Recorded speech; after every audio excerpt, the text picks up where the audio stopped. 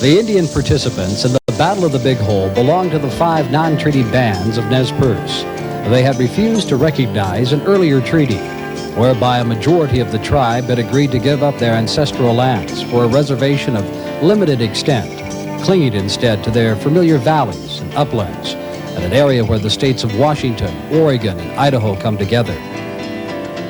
After the signing, we were relatively sure that what land we had retained would remain ours. Then, disaster really struck. Gold was discovered above Wee-Eye Prairie, and the rush was on. By June of 1862, 3,500 Nez Perces were faced with more than 18,000 strangers living on the reservation. The friction of our clashing cultures became so commonplace that soon the miners were calling on the government to move us somewhere else. The non-treaty Nez Perce, crowded upon by settlers and controlled by government officials, finally agreed to accept a reservation way of life. And were the act of moving their herds of cattle and horses within the prescribed boundaries when several young men undertook to avenge wrongs suffered by their families at the hands of white settlers. And the tense situation then existing, those irresponsible actions were misinterpreted as a general uprising, and General O.O. Howard employed his troops in a manner which forced the non-treaty Indians into conflict.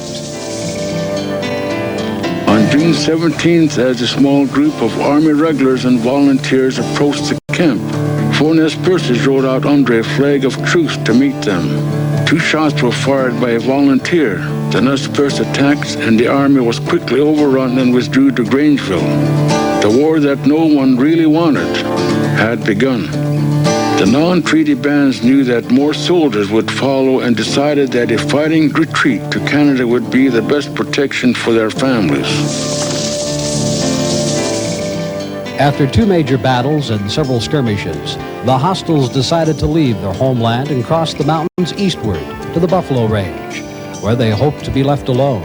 Accordingly, their retreat over the tortuous Lolo Trail into the Montana Territory.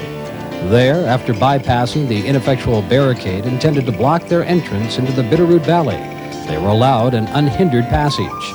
Thus, upon their arrival in the Big Hole Valley, early in August, most of the Nez Perce, though not all, really believed the war had been left behind in Idaho. You would have seen, if you had been here, as a tree of some age, participants within about 100 yards radius of where we're standing. The first thing you would have seen, of course, is the Nez Perce coming into the valley.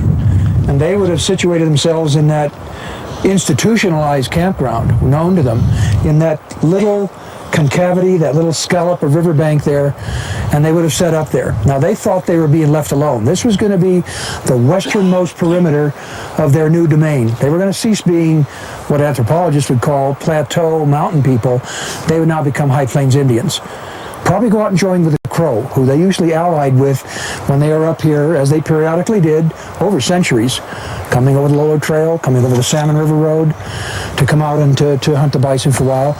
Stay for 6 months, a couple months, 2 years, hunt bison, go back again. Now, they thought that maybe, again, with this rather parochial understanding, just like they didn't realize that soldiers were going to get the same orders from the District of Montana as they were from the Department of the Pacific, they didn't realize that they were going to be met with what they received here. But they expected they'd maybe stay out here for maybe 2 years, 3 years, and then after things cooled down, go back again. While the fugitive Nez Perce were entering Montana, a force hurriedly gathered at Fort Shaw, near the present city of Great Falls, was moving to intercept them. Colonel John Gibbon proceeded with 3 companies, D, F, and K, and his 7th Infantry by forced marches to the new post then under construction near Missoula. Reinforced by the addition of 3 more companies of the 7th, A, G, and I, a detachment of the 2nd Cavalry, and a mountain howitzer, the command moved rapidly down the Bitterroot Valley in wagons on the trail of the Indians. Near the southern end of a valley, a company of civilian volunteers under Captain John Catlin was added to Gibbon's force, increasing it to 183 effectives, 17 officers, 132 enlisted men, and 34 volunteers. We focus our presentation on the Big Hole battlefield. On August 9th and 10th, 1877, a gruesome battle took place between the Nez Perce Indians and the U.S. Army. The Nez Perce Trail was a traditional route to the buffalo herds in eastern Montana. The Big Hole Valley was used by many tribes, and to the Nez Perce became a second home. Now this area means different things to different people. To the Nez Perce Indians, it is a memorial and resting place to the brave warriors that fought here. All of our dead are still here. They're still buried down there out, we don't know where. By the same token, the soldiers are still here also. The soldiers, they're in the grave over in the siege area. I can say all the soldiers. Many of the officers have been sent home to the hometown cemetery. Other than that, they're all still here. So not only for my people, but for American people in general, I think this ground is very, very sacred and very holy. What happened here a long, long time ago. But even to kind of prove that this place is very sacred grounds, that last August, we had an archaeological survey that was financed by Hank Williams Jr. They found a number of items down there. This is a site of where human remains were found on the last day of the survey. Now, remember, this was not an archaeological excavation. This was an inventory to identify what artifacts were encountered or still remained on the battlefield. And they hoped to do a 30% inventory through the use of metal detectors. One thing about archaeology is just the mere practice of archaeology, you end up destroying the site. So today we have what we call the conservation ethic, and only try and remove a certain percentage, maybe 30% at any one time. Remember back in the teepee where we talked where Sergeant Edmonds had found those cartridge cases, and how in the future technology had changed through use of computer graphics and mapping, that in the future we can gain more information. Okay, so I want to dispel the image that this was a complete, total archaeological excavation. It was not. They came out for a sample of artifacts to see if they could reconstruct what had happened through the archaeological record and how it fit with the historic record. One thing that they were very concerned about, the National Park Service as well as the Nez Perce tribe, was the possibility of encountering human remains. Remember, many of the Nez Perce were buried along the riverbank and off in the draws. To the Army, the Big Hole battlefield is still studied for tactics and leadership on both sides. The Montana Military Academy has adopted the area for training. They use it as a staff ride or field trip hands-on training experience. These future officers use this training for leadership and learning compassion for different cultures and people. History is just so incredibly dusty, sawdusty dry. But when you got a chance to do archaeological research, to do documentary research, then this becomes live oil. I'd like you to kind of let's see if we can't figure out just by reading some of the literature. Because we unfortunately can't have guest speakers back who are here. The Army told you came back here from Fort Missoula. They came out and they used this as a battlefield lesson of how fighting Indians in the 19th century was accomplished. And for some of them that was useful when they got to the Philippines and they were fighting in a guerrilla warfare against the Filipino insurrectos. In May 1992, the third annual National Guard Workshop for Historians and Museum Curators was held in Helena, Montana.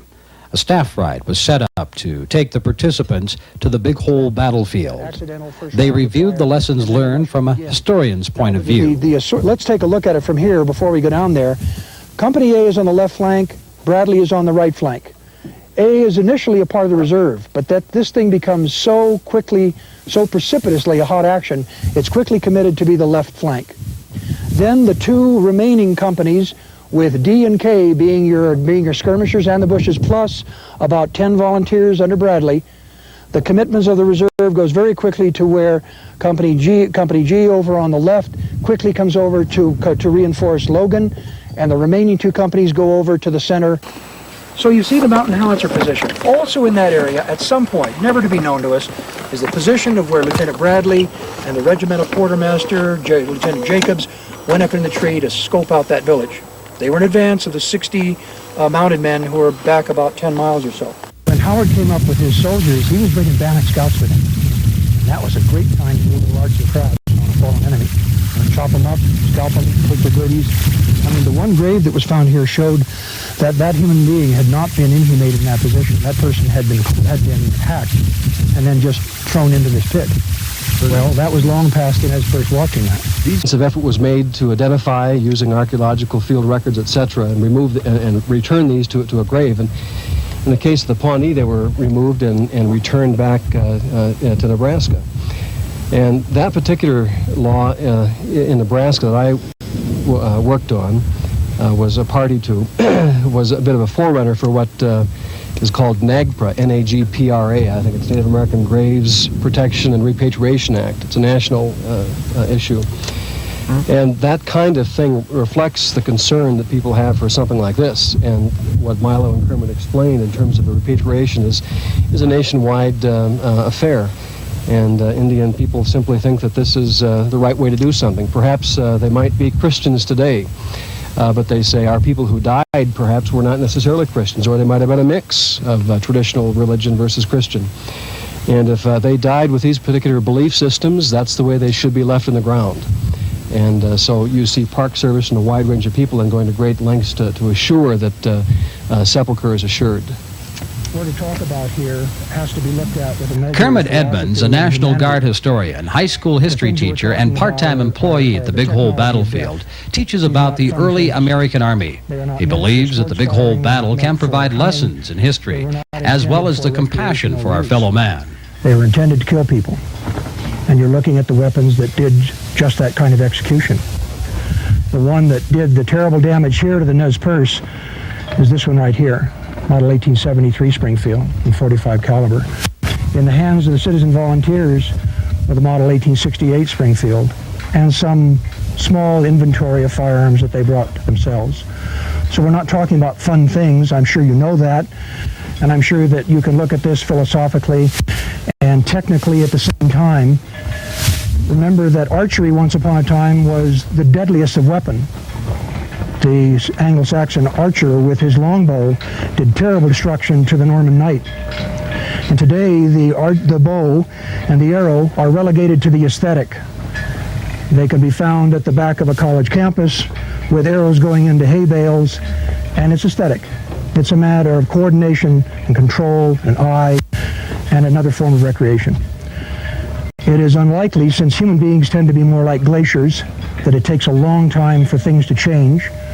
We can change cuff length and hairstyle very quickly. America is subject to change on short notice in those realms, but in the deeper core of humanity, it takes a long time to change.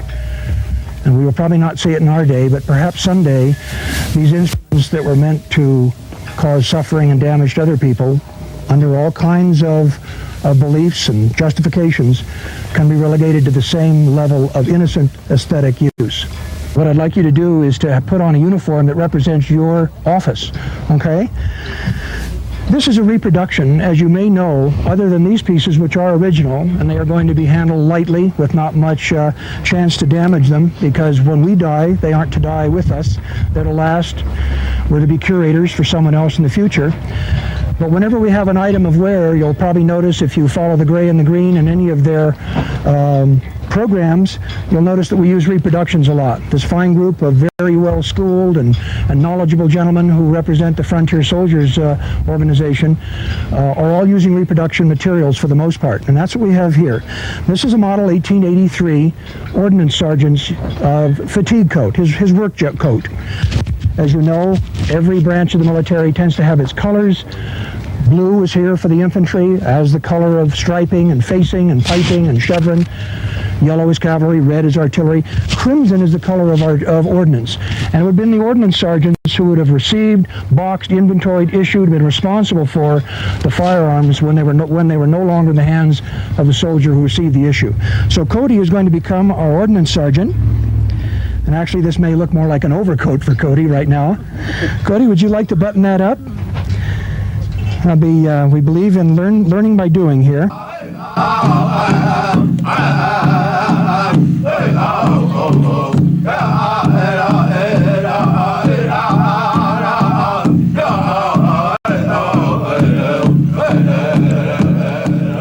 The Nez Perce tribe honors warriors of all armies.